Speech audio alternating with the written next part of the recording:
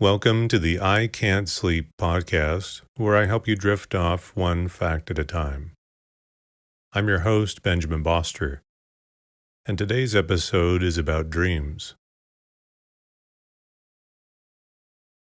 A dream is a succession of images, dynamic scenes and situations, ideas, emotions, and sensations that usually occur involuntarily in the mind during certain stages of sleep. Humans spend about 2 hours dreaming per night, and each dream lasts about 5 to 20 minutes, although the dreamer may perceive the dream as being much longer. The content and function of dreams have been topics of scientific, philosophical, and religious interest throughout recorded history. Dream interpretation, practiced by the Babylonians in the 3rd millennium BCE, and even earlier by the ancient Sumerians, figures prominently in religious texts in several traditions, and has played a lead role in psychotherapy. Dream work is similar, but does not seek to conclude with definite meaning. The scientific study of dreams is called onirology. Most modern dream study focuses on the neurophysiology of dreams and on proposing and testing hypotheses regarding dream function. It is not known where in the brain dreams originate, if there is a single origin for dreams, or if multiple regions of the brain are involved, or what the purpose of dreaming is for the body or brain or mind. The human dream experience and what to make of it has undergone sizable shifts over the course of history. Long ago, according to writings from Mesopotamia and ancient Egypt, dreams dictated post-dream behaviors to an extent that was sharply reduced in later millennia. These ancient writings about dreams highlight visitation dreams, where a dream figure, usually a deity or a prominent forebear, commands the dreamer to take specific actions and which may predict future events. Framing the dream experience varies across cultures as well as through time. Dreaming and sleep are intertwined. Dreams occur mainly in the rapid eye movement REM stage of sleep, when brain activity is high and resembles that of being awake. Because REM sleep is detectable in many species, and because research suggests that all mammals experience REM, linking dreams to REM sleep has led to conjecture that animals dream. However, humans dream during non-REM sleep also, and not all REM awakenings elicit dream reports. To be studied, a dream must first be reduced to a verbal report, which is an account of the subject's memory of the dream, not the subject's dream experience itself. So dreaming by non-humans is currently unprovable, as is dreaming by human fetuses and pre-verbal infants.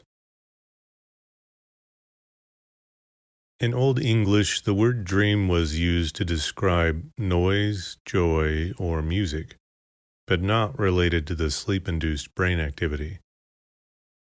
It was only in the 13th century that the word dream was used to describe a series of thoughts, images, or emotions occurring during sleep. Etymologists believe that this change was influenced due to the Old Norse draumr, which had the same meaning as the word dream nowadays. Preserved writings from early Mediterranean civilizations indicate a relatively abrupt change in subjective dream experience between Bronze Age antiquity and the beginnings of the classical era. In visitation dreams reported in ancient writings, dreamers were largely passive in their dreams, and visual content served primarily to frame authoritative auditory messaging. Gudea, the king of the Sumerian city-state of Lagash, reigned circa 2144 to 2121 BCE, rebuilt the temple of Ningirsu as a result of a dream in which he was told to do so. After antiquity, the passive hearing of visitation dreams essentially gave way to visualized narratives, in which the dreamer becomes a character who actively participates. From the 1940s to 1985, Calvin S. Hall collected more than 50,000 dream reports at Western Reserve University. In 1966, Hall and Robert Vandecastle published The Content Analysis of Dreams, outlining a coding system to study 1,000 dream reports from college students. Results indicated that participants from varying parts of the world demonstrated similarity in their dream content. The only residue of antiquity's authoritative dream figure in the Hall and Vandecastle listing of dream characters is the inclusion of God in the category of prominent persons. Hall's complete dream reports were made publicly available in the mid-1990s by his protege William Domoff. More recent studies of dream reports, while providing more detail, continue to cite the Hall study favorably. In the Hall study, the most common emotion experienced in dreams was anxiety. Other emotions included abandonment, anger, fear, joy, and happiness. Negative emotions were much more common than positive ones. The visual nature of dreams is generally highly phantasmagoric. That is, different locations and objects continuously blend into each other. The visuals, including locations, people, and objects, are generally reflective of a person's memories and experiences. But conversations can take on highly exaggerated and bizarre forms. Some dreams may even tell elaborate stories, wherein the dreamer enters entirely new, complex worlds and awakes with ideas, thoughts, and feelings never experienced before the dream. People who are blind from birth do not have visual dreams. Their dream contents are related to other senses, such as hearing, touch, smell, and taste, whichever are present since birth. The COVID-19 pandemic also influenced the content of people's dreams. According to a scientific study of over 15,000 dream reports by Deirdre Barrett. This analysis revealed that themes involving fear, illness, and death were 2 to 4 times more prevalent in dreams following the onset of the pandemic than they were before. Dream study is popular with scientists exploring the mind-brain problem. Some propose to reduce aspects of dream phenomenology to neurobiology, but current science cannot specify dream physiology in detail. Protocols in most nations restrict human brain research to non-invasive procedures. In the United States, invasive brain procedures with a human subject are allowed only when these are deemed necessary in surgical treatment to address medical needs of the same human subject. Non-invasive measures of brain activity, like electroencephalogram EEG voltage averaging or cerebral blood flow, cannot identify small but influential neuronal populations. Also, fMRI signals are too slow to explain how brains compute in real time. Scientists researching some brain functions can work around current restrictions by examining animal subjects. As stated by the Society for Neuroscience, because no adequate alternatives exist, much of this research must be done on animal subjects. However, since animal dreaming can be only inferred, not confirmed, animal studies yield no hard facts to illuminate the neurophysiology of dreams. Examining human subjects with brain lesions can provide clues, but the lesion method cannot discriminate between the effects of destruction and disconnection, and cannot target specific neuronal groups in heterogeneous regions like the brainstem. Denied precision tools and obliged to depend on imaging, much dream research has succumbed to the law of the instrument. Studies detect an increase of blood flow in a specific brain region, and then credit that region with a role in generating dreams. But pooling study results has led to the newer conclusion that dreaming involves large numbers of regions and pathways, which likely are different for different dream events. Image creation in the brain involves significant neural activity downstream from eye intake, and it is theorized that the visual imagery of dreams is produced by activation during sleep of the same structures that generate complex visual imagery in waking perception. Dreams present a running narrative rather than exclusively visual imagery. Following their work with split-brain subjects, Gazzaniga and Ledoux postulated, without attempting to specify the neural mechanisms, a left-brain interpreter that seeks to create a plausible narrative from whatever electrochemical signals reach the brain's left hemisphere. Sleep research has determined that some brain regions fully active during waking are, during REM sleep, activated only in a partial or fragmentary way. Drawing on this knowledge, textbook author James W. Khaled explains, "A dream represents the brain's effort to make sense of sparse and distorted information. The cortex combines this haphazard input with whatever other activity was already occurring and does its best to synthesize a story that makes sense of the information." Neuroscientist Indre Viscontas is even more blunt, calling often bizarre dream content just the result of your interpreter trying to create a story out of random neural signaling. For many humans across multiple eras and cultures, dreams are believed to have functioned as revealers of truths, sourced during sleep from gods or other external entities. Ancient Egyptians believed that dreams were the best way to receive divine revelation, and thus they would induce or incubate dreams. They went to sanctuaries and slept on special dream beds in hope of receiving advice, comfort, or healing from the gods.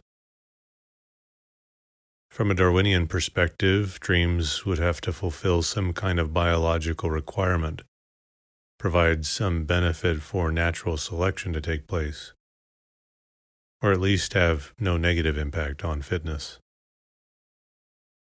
Robert, 1886, a physician from Hamburg, was the first who suggested that dreams are a need and that they have the function to erase A, sensory impressions that were not fully worked up, and B, ideas that were not fully developed during the day. In dreams, incomplete material is either removed, suppressed, or deepened and included into memory. Freud, whose dream studies focused on interpreting dreams, not explaining how or why humans dream, disputed Robert's hypothesis and proposed that dreams preserve sleep by representing as fulfilled those wishes that otherwise would awaken the dreamer. Freud wrote that dreams serve the purpose of prolonging sleep instead of waking up. Dreams are the guardians of sleep and not its disturbers. A turning point in theorizing about dream function came in 1953, when Science published the Ozerinsky and Kleitman paper, establishing REM sleep as a distinct phase of sleep and linking dreams to REM sleep. Until and even after publications of the Solms 2000 paper that certified the separability of REM sleep and dream phenomena, Many studies purporting to uncover the function of dreams have in fact been studying not dreams, but measurable REM sleep. Theories of dream function since the identification of REM sleep include Hobson's and McCarley's 1977 activation synthesis hypothesis, which proposed a functional role for dreaming sleep in promoting some aspect of the learning process. In 2010, a Harvard study was published showing experimental evidence that dreams were correlated with improved learning. Crick's and Mitchison's 1983 reverse learning theory, which states that dreams are like the cleaning up operations of computers when they are offline, removing or suppressing parasitic nodes and other junk from the mind during sleep. Hartman's 1995 proposal that dreams serve a quasi-therapeutic function, enabling the dreamer to process trauma in a safe place.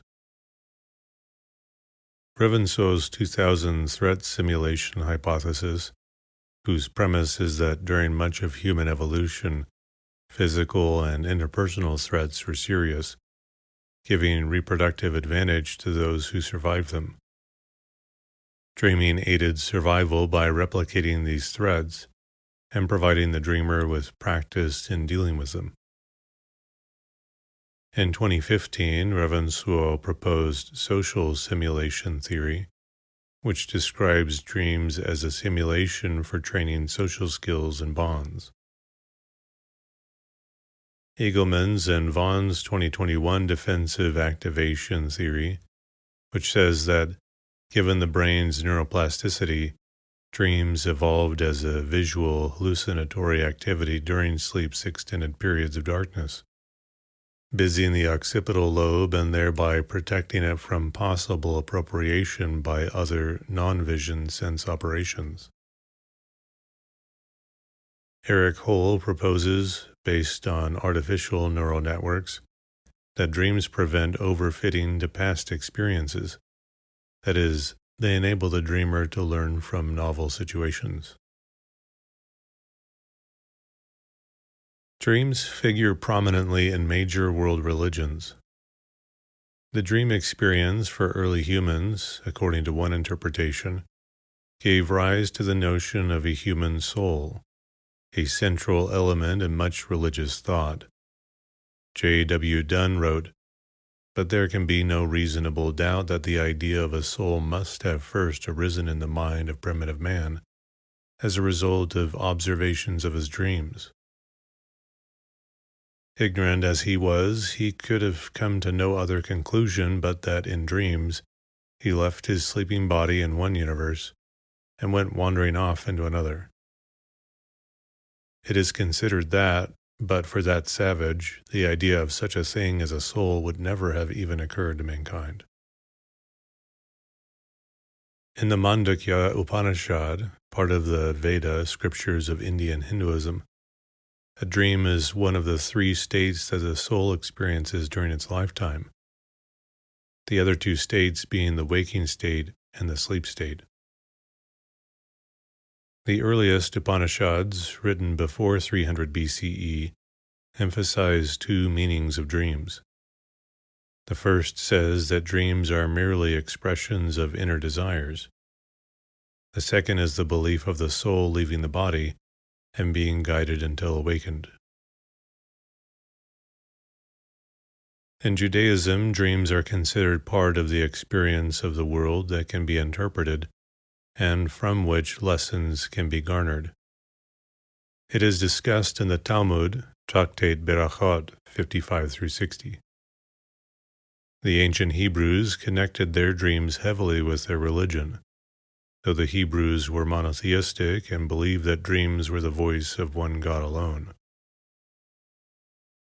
Hebrews also differentiated between good dreams from God and bad dreams from evil spirits. The Hebrews, like many other ancient cultures, incubated dreams in order to receive a divine revelation. For example, the Hebrew prophet Samuel would lie down and sleep in the temple at Shiloh before the ark and receive the word of the Lord. and Joseph interpreted a Pharaoh's dream of 7 lean cows swallowing 7 fat cows as meaning the subsequent 7 years would be bountiful, followed by 7 years of famine. Most of the dreams in the Bible are in the book of Genesis. Christians mostly shared the beliefs of the Hebrews and thought that dreams were of a supernatural character because the Old Testament includes frequent stories of dreams with divine inspiration. The most famous of these dream stories was Jacob's dream of a ladder that stretches from earth to heaven. Many Christians preach that God can speak to people through their dreams.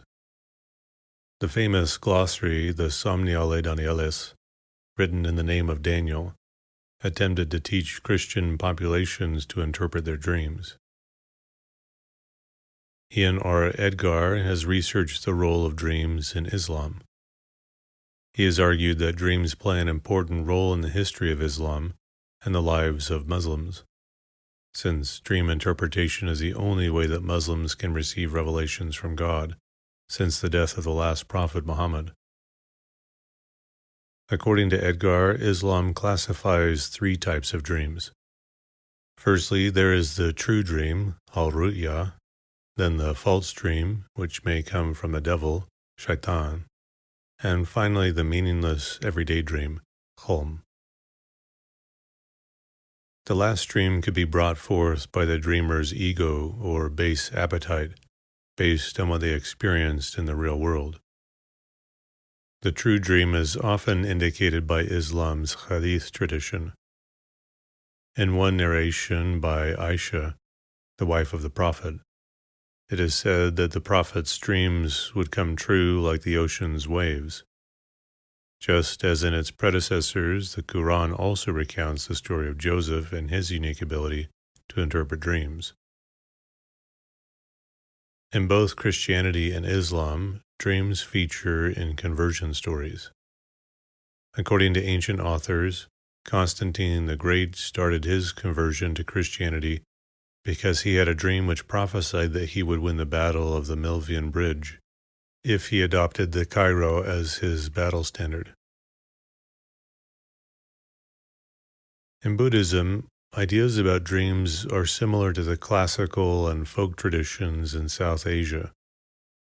The same dream is sometimes experienced by multiple people, as in the case of the Buddha to be before he is leaving his home. It is described in the Mahavastu that several of the Buddha's relatives had premonitory dreams preceding this. Some dreams are also seen to transcend time. The Buddha to be has certain dreams that are the same as those of previous Buddhas. The Lalita Vistara states, in Buddhist literature, dreams often function as a signpost motif to mark certain stages in the life of the main character. Buddhist views about dreams are expressed in the Pali commentaries and the Milinda Panha. In Chinese history, people wrote of 2 vital aspects of the soul, of which one is freed from the body during slumber to journey in a dream realm, while the other remained in the body.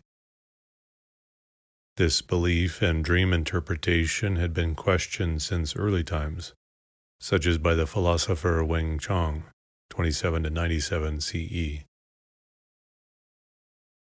The Babylonians and Assyrians divided dreams into good, which were sent by the gods, and bad, sent by demons.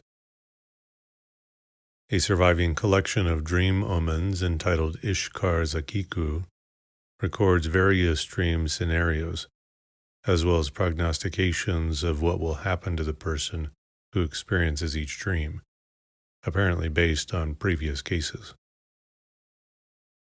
Some list different possible outcomes based on occasions in which people experienced similar dreams with different results. The Greeks shared their beliefs with the Egyptians on how to interpret good and bad dreams, and the idea of incubating dreams. Morpheus, the Greek god of dreams, also sent warnings and prophecies to those who slept at shrines and temples.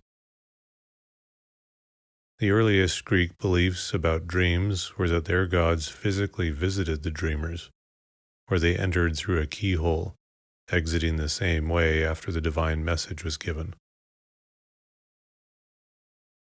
Antiphon wrote the first known Greek book on dreams in the 5th century BCE. In that century, other cultures influenced Greeks to develop the belief that souls left the sleeping body. The father of modern medicine, Hippocrates, 460 to 375 BCE, thought dreams could analyze illness and predict diseases. For instance, a dream of a dim star high in the night sky indicated problems in the head region, while low in the night sky indicated bowel issues. Galen, 129 to 216 AD, believed the same thing. Plato's student Aristotle, 384 to 322 BCE, believed dreams were caused by processing incomplete physiological activity during sleep, such as eyes trying to see while the sleeper's eyelids were closed. Marcus Tullius Cicero, for his part, believed that all dreams are produced by thoughts and conversations a dreamer had during the preceding days. Cicero's Somnium Scipionis described a lengthy dream vision, which in turn was commented on by Macrobius in his Commentarii Insomnium Scipionis. Herodotus, in his The Histories, writes, "The visions that occur to us in dreams are more often than not the things we have been concerned about during the day." The dreaming is a common term within the animist creation narrative of Indigenous Australians for a personal or group creation, and for what may be understood as the timeless time of formative creation and perpetual creating. Some indigenous American tribes and Mexican populations believe that dreams are a way of visiting and having contact with their ancestors. Some Native American tribes have used vision quests as a rite of passage, fasting and praying until an anticipated guiding dream was received, to be shared with the rest of the tribe upon their return. Beginning in the 19th century, Austrian neurologist Sigmund Freud, founder of psychoanalysis, theorized that dreams reflect the dreamer's unconscious mind, and specifically that dream content is shaped by unconscious wish fulfillment. He argued that important unconscious desires often relate to early childhood memories and experiences. Carl Jung and others expanded on Freud's idea that dream content reflects the dreamer's unconscious desires. Dream interpretation can be a result of subjective ideas and experiences. One study found that most people believe that their dreams reveal meaningful hidden truths. The researchers surveyed students in the United States, South Korea, and India, and found that 74% of Indians, 65% of South Koreans, and 56% of Americans believed their dream content provided them with meaningful insight into their unconscious beliefs and desires. The Freudian view of dreaming was believed significantly more than theories of dreaming that attribute dream content to memory consolidation, problem solving, or as a byproduct of unrelated brain activity. The same study found that people attribute more importance to dream content than to similar thought content that occurs while they are awake. Americans were more likely to report that they would intentionally miss their flight if they dreamt of their plane crashing than if they thought of their plane crashing the night before flying while awake, and that they would be as likely to miss their flight if they dreamt of their plane crashing the night before their flight as if there was an actual plane crash on the route they intended to take. Participants in the study were more likely to perceive dreams to be meaningful when the content of dreams was in accordance with their beliefs and desires while awake. They were more likely to view a positive dream about a friend to be meaningful than a positive dream about someone they disliked, for example, and were more likely to view a negative dream about a person they disliked as meaningful than a negative dream about a person they liked. According to surveys, it is common for people to feel their dreams are predicting subsequent life events. Psychologists have explained these experiences in terms of memory biases, namely a selective memory for accurate predictions and distorted memory, so that dreams are retrospectively fitted into life experiences. The multifaceted nature of dreams makes it easy to find connections between dream content and real events. The term veridical dream has been used to indicate dreams that reveal or contain truths not yet known to the dreamer, whether future events or secrets. In one experiment, subjects were asked to write down their dreams in a diary. This prevented the selective memory effect, and the dreams no longer seemed accurate about the future. Another experiment gave subjects a fake diary of a student with apparently precognitive dreams. This diary described events from the person's life, as well as some predictive dreams and some non-predictive dreams. When subjects were asked to recall the dreams they had read, they remembered more of the successful predictions than unsuccessful ones. Graphic artists, writers, and filmmakers all have found dreams to offer a rich vein for creative expression. In the West, artists' depictions of dreams in Renaissance and Baroque art often were related to biblical narrative. Especially preferred by visual artists were the Jacob's Ladder dream in Genesis and St. Joseph's dreams in the Gospel according to Matthew. Many later graphic artists have depicted dreams, including Japanese woodblock artist Hokusai and Western European painters Rousseau, Picasso, and Dali. In literature, dream frames were frequently used in medieval allegory to justify the narrative. The Book of the Duchess and the vision concerning Piers Plowman are two such dream visions. Even before them, in antiquity, the same device had been used by Cicero and Lucian of Samosata. Dreams have also featured in fantasy and speculative fiction since the 19th century. One of the best-known dream worlds is Wonderland, from Lewis Carroll's Alice's Adventures in Wonderland, as well as Looking Glass Land from its sequel, Through the Looking Glass. Unlike many dream worlds, Carroll's logic is like that of actual dreams, with transitions and flexible causality. Other fictional dream worlds include the dreamlands of H.P. Lovecraft's Dream Cycle and the never-ending stories world of Fantastica, which includes places like the Desert of Lost Dreams, the Sea of Possibilities, and the Swamps of Sadness. Modern popular culture often conceives of dreams, as did Freud, as expressions of the dreamer's deepest fears and desires. In speculative fiction, the line between dreams and reality may be blurred even more in service to the story. Lucid dreaming is the conscious perception of one's state while dreaming. In this state, the dreamer may often have some degree of control over their own actions within the dream, or even the characters and the environment of the dream. Dream control has been reported to improve with practiced, deliberate lucid dreaming, but the ability to control aspects of the dream is not necessary for a dream to qualify as lucid. A lucid dream is any dream during which the dreamer knows they are dreaming. The occurrence of lucid dreaming has been scientifically verified.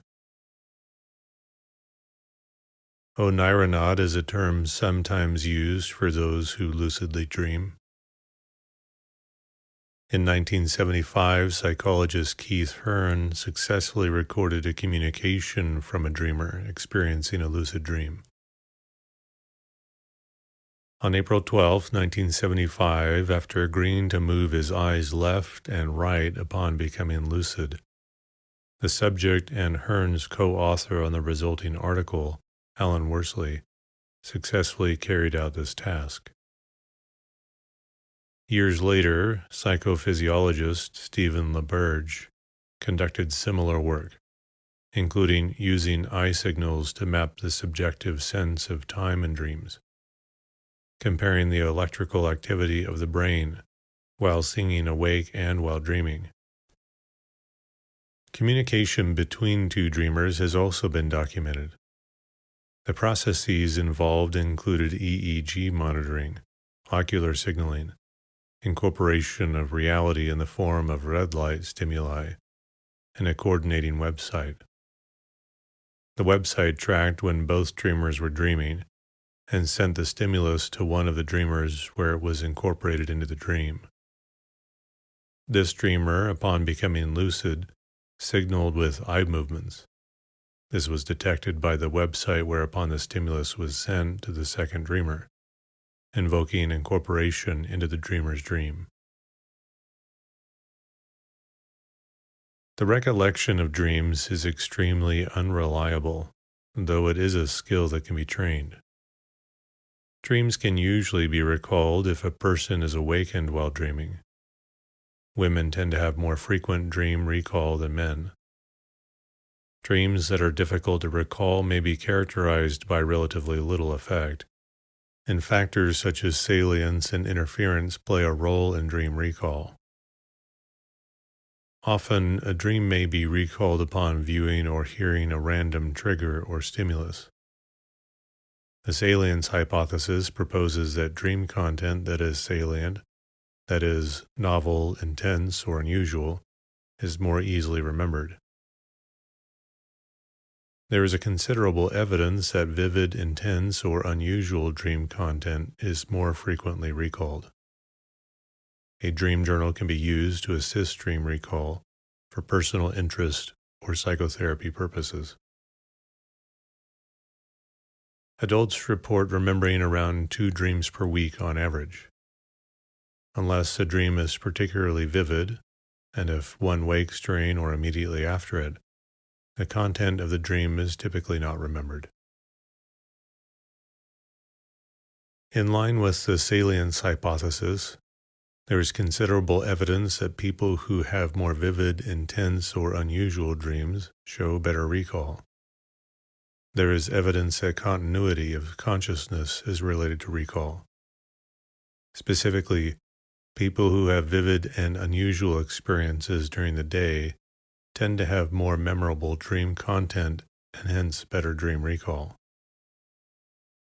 People who score high on measures of personality traits associated with creativity, imagination, and fantasy, such as openness to experience, daydreaming, fantasy proneness, absorption, and hypnotic susceptibility, tend to show more frequent dream recall.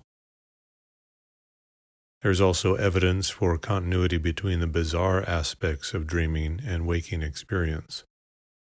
That is, people who report more bizarre experiences during the day, such as people high in psychosis proneness, have more frequent dream recall and also report more frequent nightmares. Recording or reconstructing dreams may one day assist with dream recall. Using the permitted non-invasive technologies, functional magnetic resonance imaging, and electromyography, researchers have been able to identify basic dream imagery, dream speech activity, and dream motor behavior, such as walking and hand movements.